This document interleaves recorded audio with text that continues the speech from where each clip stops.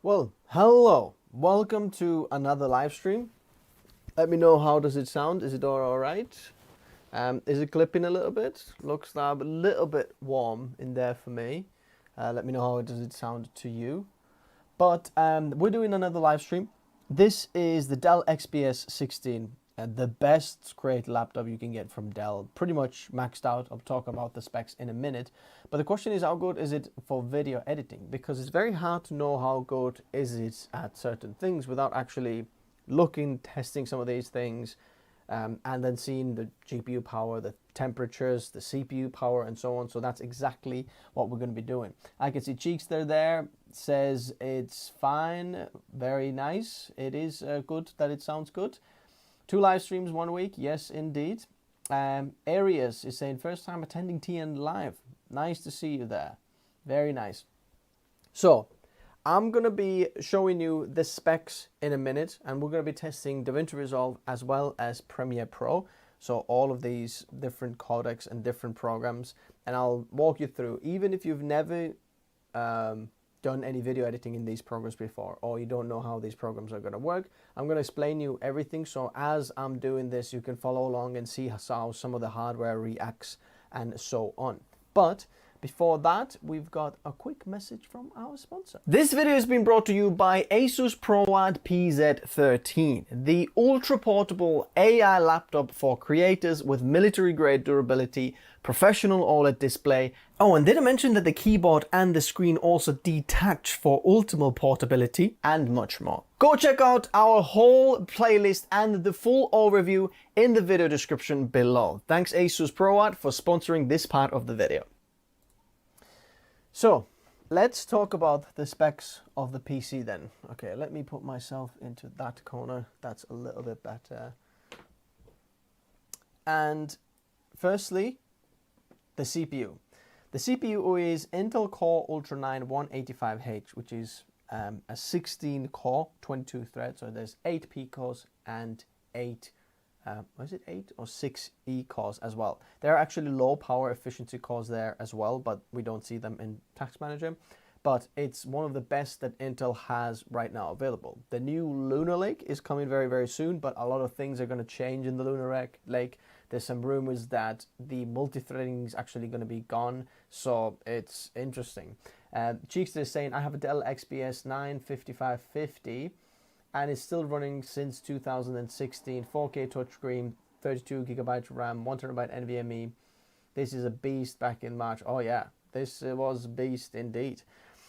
So we've got 32 gigabytes of RAM, and this is where I'm actually going to be recommending you that when you're getting this laptop, or if you're planning to getting it, please max out the RAM 64 gigabytes, because you're not going to be able to change it later, and 32 gigabytes, as we will see in a minute, will not be enough. The speed is 7500 megatransfers per second, just slightly lower. It says a slots used 8 of 8, but it is just all soldered on, so it's fast, but soldered on, which is, you know, a bit bad. 1 terabyte, sorry, of storage. We've got Wi-Fi. We've got the integrated graphics from Intel that helps us with hardware decoding certain codecs that neither neither AMD or Nvidia can do. We've got our NPU that is really for marketing there. You don't see that doing much these days. And we've got an RTX 4070 laptop GPU with 8 gigabytes of dedicated memory. So I'm going to leave this on RAM. I'm going to slide this back onto here so we can see everything that's happening right there. Okay, then we've got our Premiere Pro. So this is the latest Premiere Pro available on 27th of September 2024. I have got one thing to change, which is when we go to preferences and we're going to go to memory, and I highly recommend you do the same if you've got 32 gigabytes of RAM, even 64 sometimes. Just let all the other programs have less RAM so that we can use as much on Premiere Pro as possible. So from 6 to 3. So you can see how much RAM we're using. So right now we've got Task Manager open, hardware info open here, so we can see what's going on. Look at that, it's already gone to 103 degrees, which is very warm. And you can see what the CPU is doing. Here we have system power draw, total system power draw. Can you see that? Is it too small for you to see, or can you still see it? So total system power draw is this row here, and then the CPU package power is what we're actually after there, because sometimes the other iGPU and other bits of the CPU are taking some power as well. The total system power will be like 115 watts or something, but the CPU package, that's what we want to see, like how much of the cores or stuff doing in there. Here you can see if we're thermal throttling right now, as you can see, we're not doing anything, but for some reason we're thermally throttling. That's welcome to Intel chips. Now we're not. So you can see whenever we're live thermally throttling on this one, you can see core temperatures. So this is the average, not the individual cores. So obviously the P cores are going a little bit higher. And then the low power D cores are going to be extra low, but you can see some of the P cores are gone very high. But this is where you can see them going, how they're doing in there basically in total. And here, whenever you see something utilized, obviously these graphs will go higher. So when we're doing something like this first clip here, as you can see, the Intel GPU here is being utilized when we are scrubbing through. So the iGPU is actually playing this back. The NVIDIA GPU will play back this adjustment layer. So if I take this one off, as you can see, the NVIDIA GPU is not doing as much as before. Can you see that? So previously there was a big spikes and Intel GPU is playing this back, but now it's not anymore. Can you see there's a big difference there? So also what you can see here is I'm going to be playing back all of this footage at full resolution. So whatever the resolution is, whatever the bit rate, it plays it back natively full, all of this, because I've set this to full resolution. There's no proxies, and this green little thing is showing us how many frames are we dropping. So if my clip here is 60 frames per second, I'm going to press play. As you can see, it went yellow, so it's dropped 2 frames somewhere. If it drops like less than 10 frames, that is absolutely fine. You're not going to be seeing that any issues, because second time I'm going to press play. Did you see that? Now it's green and we're not dropping any frames, which means it's very, very good. It can play it back, and we can easily see what plays it back. So the NVIDIA GPU is playing back, obviously, the adjustment layer, the color correction. I've got the same adjustment layer on all of the clips, just to not put a simple bare raw footage, because every person will do some kind of color grading in there. It's not meant to be nice, it's just meant to actually put some things. There's a few LUTs in there, that's it really, just to put a little bit of weight to the CPU and GPU and so on. Okay, so let's set off then. Aries is saying soldered on RAM like AMP and M series chips. Yes, exactly. So this is that it is soldered on. Which Sidu Bahai is saying, which is the best CPU for NVIDIA A6000, full power utilization without bottlenecking, depending what you're doing, but have a look at Threadrippers. That's probably the best. Now the A7S III, so this is not necessarily like what camera you're using. Look at the codecs, bit depth, chroma subsampling, and frame rate, and then even if you don't have the same camera, you'll get the same performance. H.264 full resolution playback, scrubbing is very, very good, and when playing back, the iGPU really is helping here, and it's very, very good. Moving on. This is 10-bit 420, 24 frames per second, but H.265. So going from H.264 to 5, this is still very, very smooth. Obviously not as smooth when I'm scrubbing through, because there's not that many frames, only 24 frames per second, not 60 frames per second, and this plays it back absolutely no problem. Look at that, our CPU is thermally throttling when just playing this back here. That is not okay. I have got the power here, best performance as well. When you go inside the Dell, here, let me show you. Oh, where's the My Dell, I think it's called. Yeah, there we go. When you open My Dell, and when you go to power, there is a little bit more that we can give it. So as you can see, thermal management, it's optimized right now. Let's put it to ultra power. We might hear a little bit more of, you know, fan noise, but that's the ultimate power that we can get from this CPU. Okay, I can hear the fans a little bit more now. Interestingly, still thermally throttling, but okay, H.265 is fine as well. So this now is a 10-bit 422.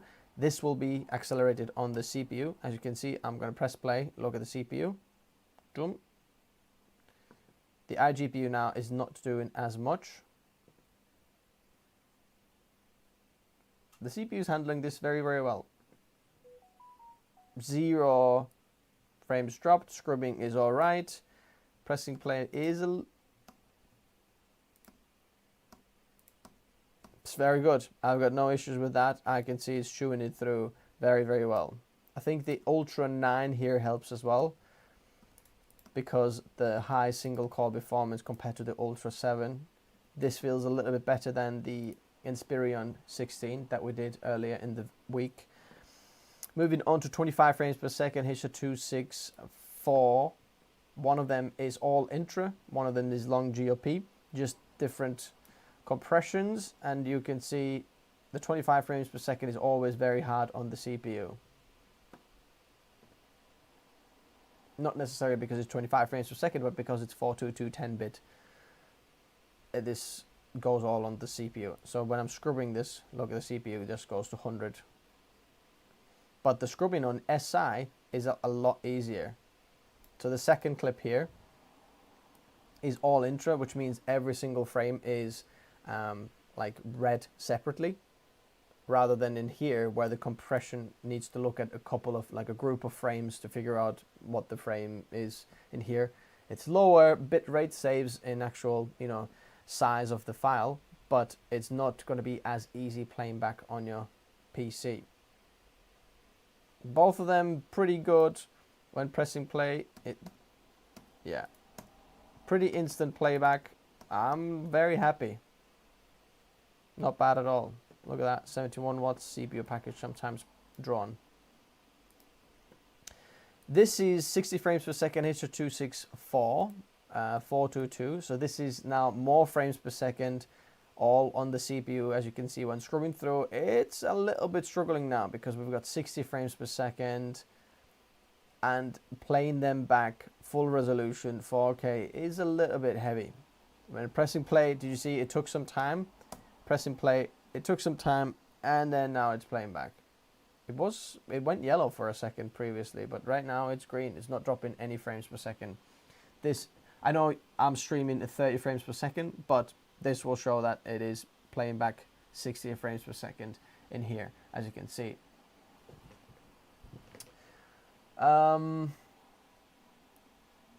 Okay. Let's move on to the next one. So this is H.265 420. This will be accelerated on the iGPU. Can you see instantly goes higher there? Plays back the 50 frames per second, no problem. And when scrubbing through, the scrubbing timeline is actually very nice as well. Absolutely fine.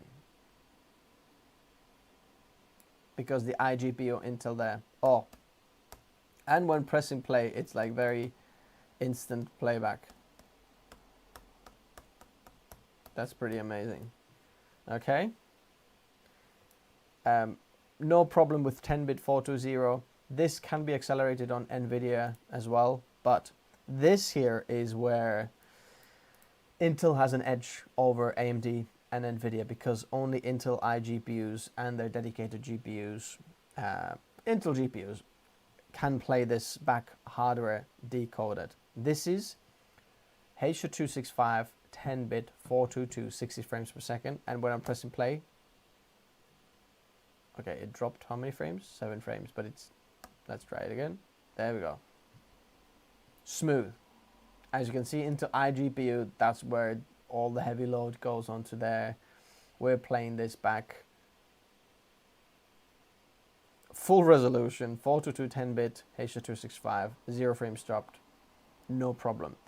I've got an adjustment layer on as well, and when I'm scrubbing through, this is like buttery smooth. Like you've never seen anything so buttery smooth. Have a look at my Threadripper 64 cores 7980X performance on live. It couldn't play this back on Threadripper and RTX 4090. It just couldn't do it. This is just buttery smooth, easy. So if you're using any of the 422 10-bit H.265 footage, having this Intel Core Ultra with a RTX 4070 is very good idea. So this now is Canon C200. Let's press play. This is DCIe 4K, so it's got a bit more like length in terms of the 4K. It's a little bit bigger. Okay, dropped 6 frames if I'm going to start it again. Okay, this time it's not. It's playing it back full resolution. As you can see, the iGPU and NVIDIA GPU are doing hardly anything. It's all on the CPU, and the CPU is doing the heavy lifting. We are pushing 70 watts, like really to the maximum out of the CPU. We are thermally throttling. The core temperatures are ready to make you a cup of tea if you are from England. Someone is saying, I got a 14900HX laptop, 64 gigs, RTX 4080, and I can't complain of it right now. It's fast enough for what I need. Absolutely. In fact, I think the 14900HX CPU is faster than this Core Ultra. The Core Ultra is more like better in battery life, but I believe, John, your CPU is actually better than what I have here. Okay, we've dropped a few frames here. Let's see. Yeah, can you see? Okay, we're constantly dropping frames. That is a very interesting discovery. So what just happened? Basically, these Intel CPUs have a boost power. So once the boost has run out, as you can see, we're not pushing like 70 watts anymore. We're 43. It can't actually keep up with this load because it is way too heavy in it. We're dropping a little bit of frames and it can't do that. Now, when I'm going to press pause, it's going to just calm down a little bit. And when I'm going to press again, let's see. See, it pushes it now to 65 watts. But again, the boost was so short, it's going down to, it's 40 watts, and it's not going to be able to play these back as much. So depending what you're doing, if you have a whole timeline of this and you just want to, maybe you've done your edit, you're going to press play and start looking at it back. The first minute maybe, it's going to be, oh, very nice, no frames dropped. You can look at it back 60 frames per second. And then after a minute or two, you're like, oh my word, what just happened to my laptop? That's because of our laptop CPU power draw. So you're going to have to drop the resolution to maybe half, then press play. See, now it's able to do that. So you're not able to look it back at full resolution. So we can see the limits already of this laptop.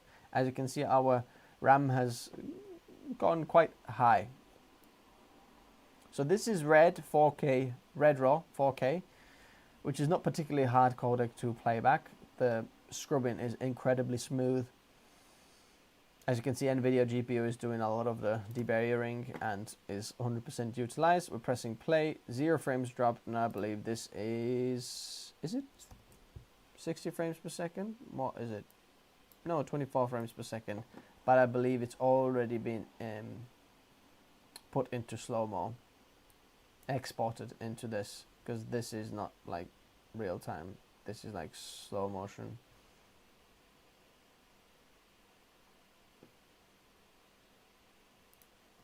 Okay.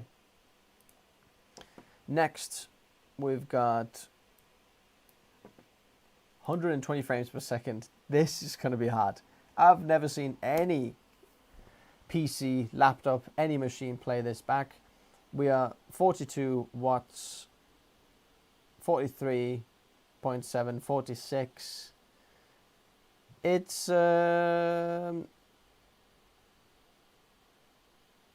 look, I think this is Premiere Pro's limitation as well, because even if I'm giving it all the hardware, it just, all the hardware acceleration, look, because Intel iGPU is trying to play this back right now, but I believe the iGPU hardware acceleration is only limited to 60 frames per second, and it can't do more than that. So when it's more than that, it just uses like half of it. Interestingly, look, because of the different clip now, they've changed encoders. It went from this GPU to NVIDIA, I believe. Let's see that again. That is very interesting discovery. So I'll just press play here. Look, Intel iGPU is playing this. That clip goes off, and then now, what plays back this?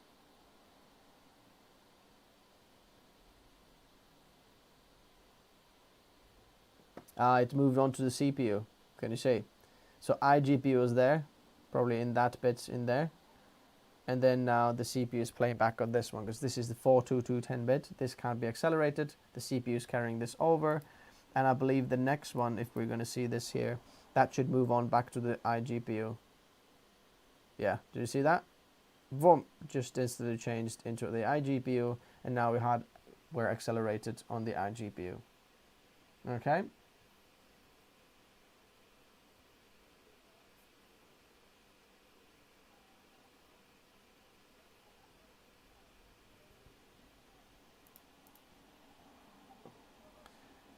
Okay, let's try this clip. So this is 42210-bit, H.265. Whoa, that is hard.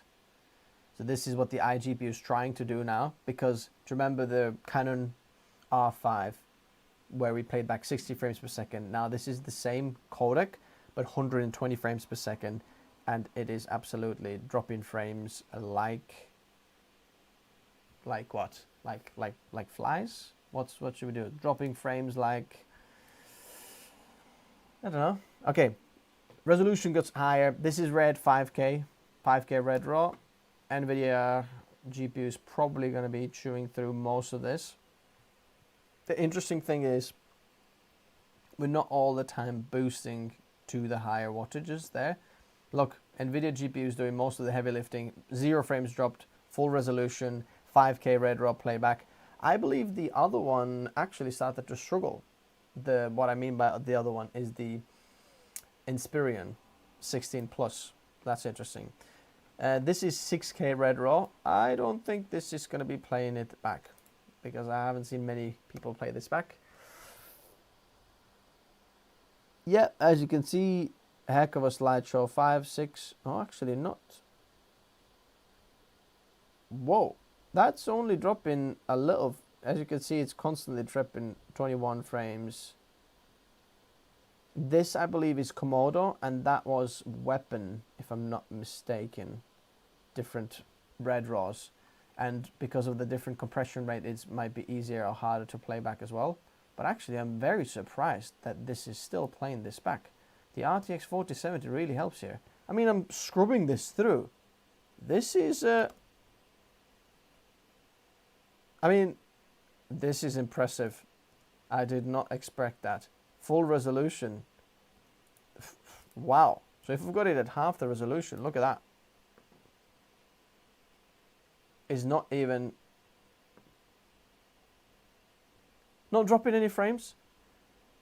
And the color grade is on, and we're only 60% utilized. Okay. That is impressive. I don't know what they've done, but this is... impressive indeed.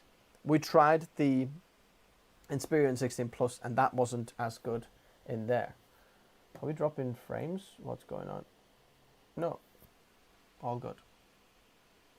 Now, let's look at the next one. So this is B-RAW 6K. It's a little bit easier. B-RAW from Blackmagic RAW is always very easy to play back. It goes on the CPU, but scrolling through is easy with the color grade. Playing back. Whoa, one second. Goodness me, it is struggling. This should be easy, but for some reason this is a struggle fest. What's going on here? Maybe not enough RAM.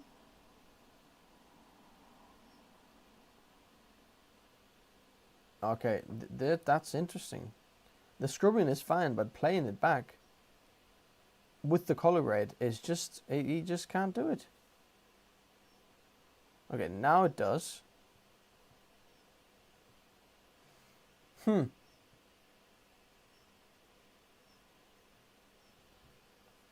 What if you add multiple layers with lots of effects for big projects? Yes, that is a different thing, and it depends on your layers, different footage. But the thing is, if it can't even do the basic things, it can't do the multiple layers. So this is actually a very interesting thing that we need to address a little bit. It's saying, what if you add multiple layers with lots of effects for a big project? Now, for a big project, depending on what you have multiple layers on, like, do you have just something on top of a video? Let's say you're playing back 2 videos. So that's why I have this here because I have 2 layers of 6K B-roll playing back. And as you can see, it can play 2 of them on top of each other back. See? Obviously, when I'm doing that, it doesn't quite like that. But it's able to do that as well.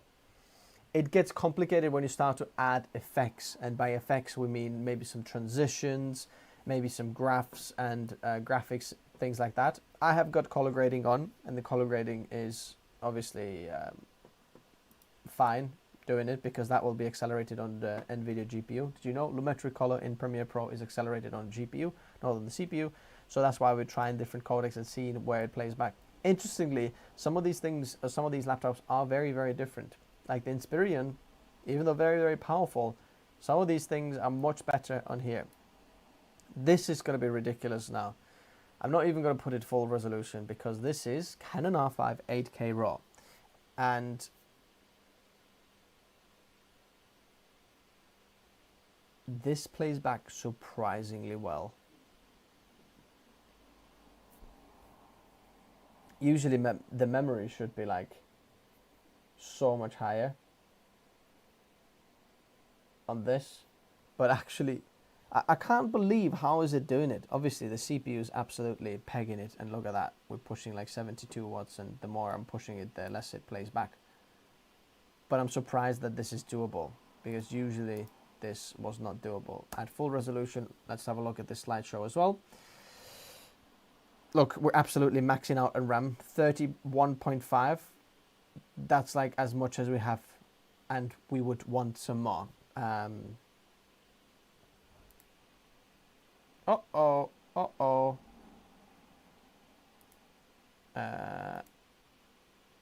man.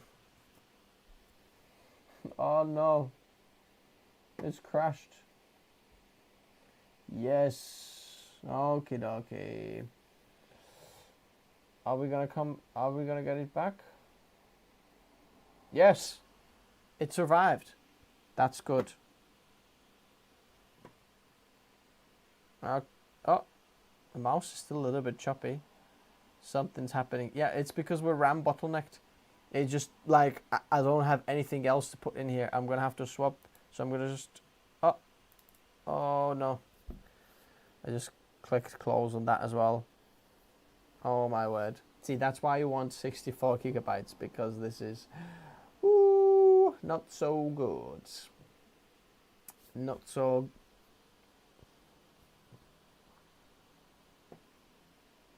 Okay, I'm gonna have to.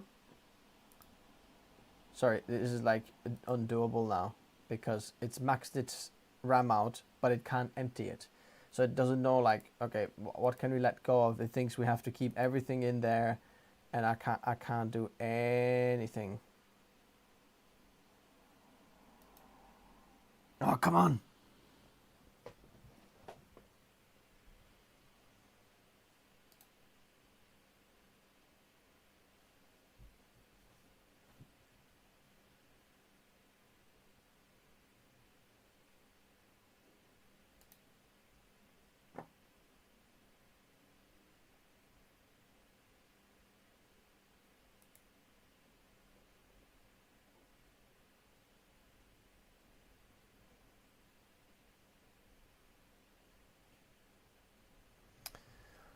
Oh, see, there we go. Memory is just like, it doesn't know what to do now.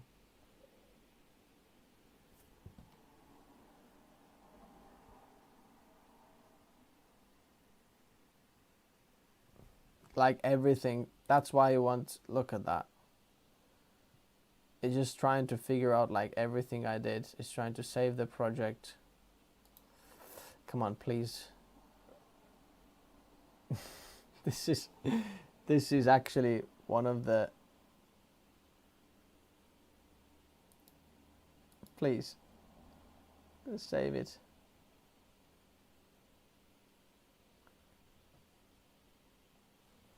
Oh my word, please do it. It just can't, it absolutely can't hack it right now. Oh my word. Any questions while we're waiting for this? Oh my word, please just go to the end. Right. I think it's time for another sponsored segment. This video has been brought to you by Asus ProArt PZ13, the ultra-portable AI laptop for creators with military-grade durability, professional OLED display. Oh, and did I mention that the keyboard and the screen also detach for ultimate portability and much more. Go check out our whole playlist and the full overview in the video description below. Thanks Asus ProArt for sponsoring this part of the video. All right, come on, we can get there. Come on, save. Oh, do you know what? I don't need to save it. I know what is. We were at red 8K. In task. Please, just go. Come on. Go. PC for 3D video effects and editing. Which CPU would be better choice? Can I ask which codecs, what video editing are you going to be doing? For editing, yeah, it's always better to have Intel, but come on, this is now painful.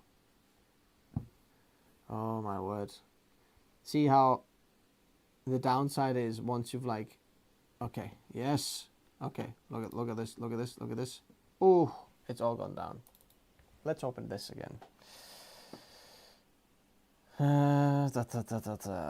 106 degrees.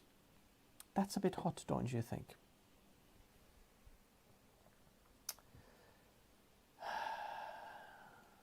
I think paint would dry quicker than this laptop can edit. I'm not particularly, disagreeing with you there. This is only because of the RAM bottleneck.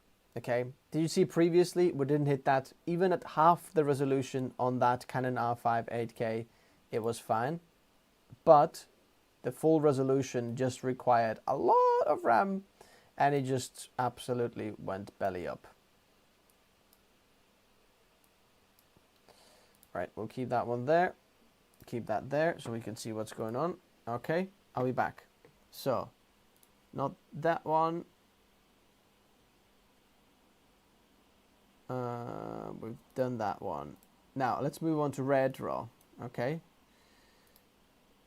Now this is, do we want to even go? Let's do half the resolution. Okay. Whoa. Very smooth. Look at that. When it's not RAM bottlenecked, the RAM is fast and it's incredible.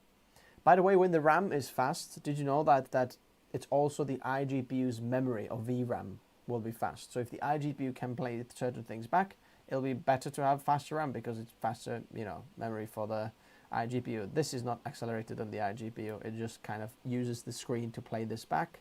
That's why iGPU is in use. Hey, this is amazing. 2 frames dropped, but that's why you want RTX 4070 there. This is mint. Very good playback. Memory not too bad. Let's try full as well. Scrubbing, to be honest, surprisingly good. 8K footage to scrub through. It's ridiculous. Let's press play. Let's see what happens. Yeah, it's a bit of a slideshow. Can you see that? It's a bit like looking at the old school projector. No. Now, this is 12KB raw. Right. Media pending. It's still loading it. Come on. There we go. Okay. This is half the resolution scrolling through. Loading. Please wait. Come on. This is a different clip now. Still waiting.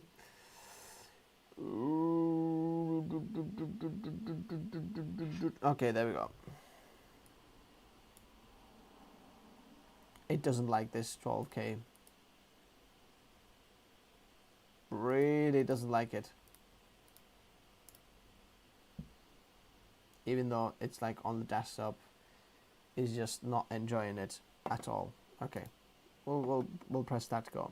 Okay, so here's some of these footage. Well, the last thing I'm gonna do is have a little export.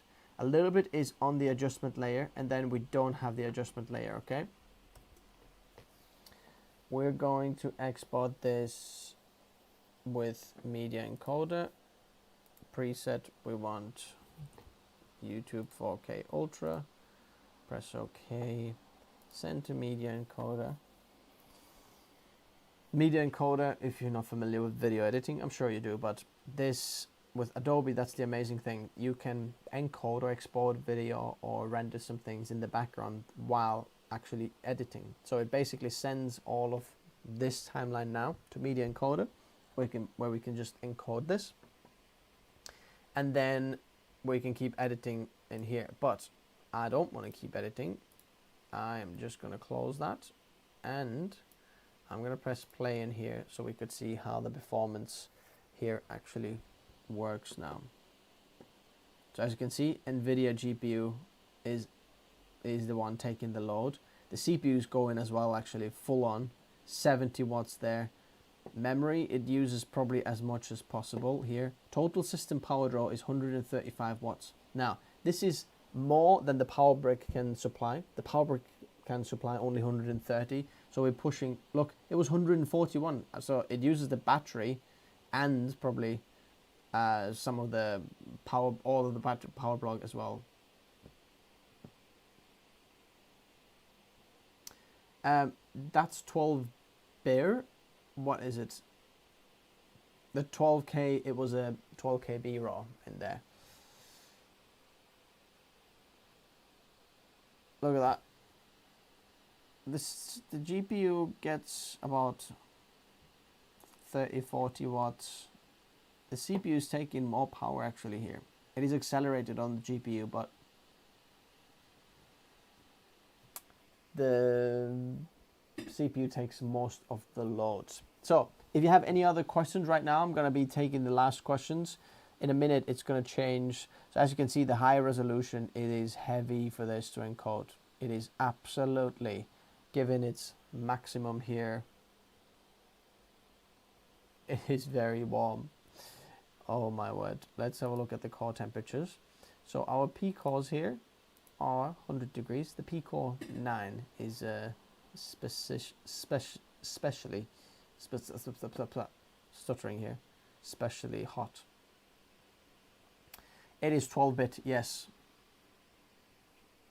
That was 12K 12-bit raw, which is Blackmagic Raw is 12-bit.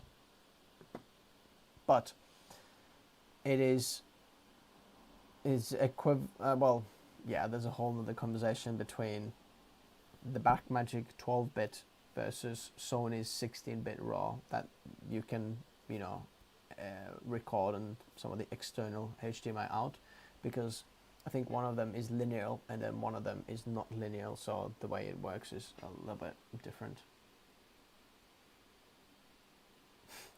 12-bit, 10-bit, I'm on QWERTY and big hands, I can see. You might like the XPS keyboard actually, because the keys are very, very big, so you might get your 12-bit actually written, not bitter. Okay, come on. Interestingly, the RAM in exporting is not so bad. It's actually when working with footage, that's when the RAM utilization becomes the biggest thing. Right now, exporting, but I've got nothing else open in the background, it's doing an okay job, but cooking the CPU cores, because, look at that, but only like 20-30 watts, but it's hot. The GPU is getting 40 watts, but that means that the sharing some of the cooling heat pipes and some of the GPU heat goes onto the CPU because it is warm. Interestingly, the laptop chassis is not very warm, like at all.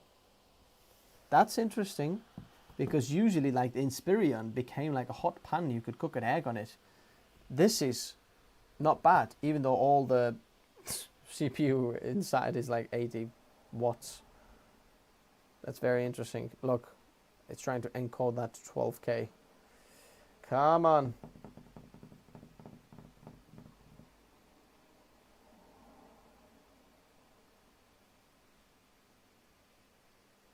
After this clip, it's gonna go to the ones that don't have Lumetri color on, and then we'll see how it encodes that. So a few more seconds, and then we'll see what's gonna happen.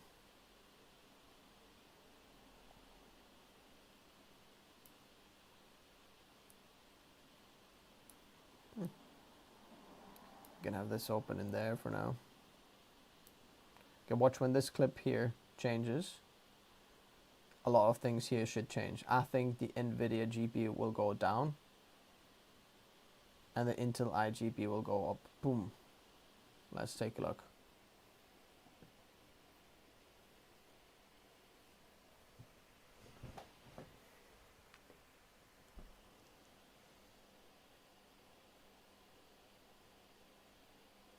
Okay, there we go. Now it changed. Did you see? Okay, what changed? The memory went down. NVIDIA GPU is still like pegged. It is going a lot faster now because, well, it's still using the NVIDIA GPU. Encoding, yeah, look, there we go. Look, it uses now the GPU encoders to actually encode the footage. It only has one encoder, not two of them. That's a shame though. I wish they had the 4080 on here too, even if it's like the same kind of power as the 4070, just to get two encoders. That would be huge. But look at that. Look how this time is going down now. Fast, fast, fast. NVIDIA encoders are very, very good. Okay.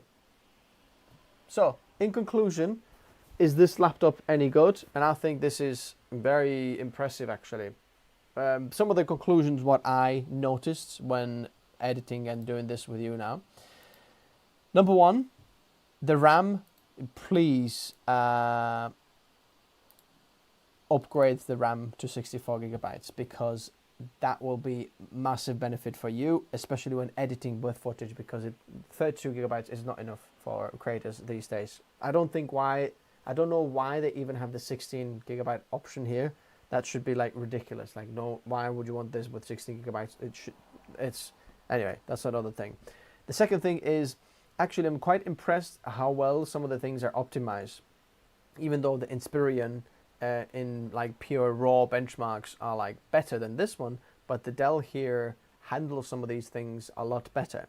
Because the RAM is faster, it does make a huge difference. The RAM is almost double, well, not almost double the speed. We had like 5200 on the Inspiron, but here 7500, so about 50% faster. And I can see that the fast RAM does actually make a difference. So if it's soldered on, it's fine, but please upgrade it to 64 gigabytes. Another thing that I can see is it's good that the Intel iGPU is there, because it accelerates certain codecs. If it was NVIDIA and AMD, for example, it wouldn't be as good. Interestingly, the chassis is not getting as warm when editing this or utilizing this. Some of the other laptops do. The screen is absolutely amazing. It's touchscreen. I'm loving this. For video editing, I think it's a great option, but get the 64 gigabytes of RAM. If you want to check this out, the links are in the description below. Thanks guys for watching, and I'll see you next time. If you haven't subscribed yet, consider subscribing. Check out the latest PC build guides in there, and I'll see you in another video. Bye bye.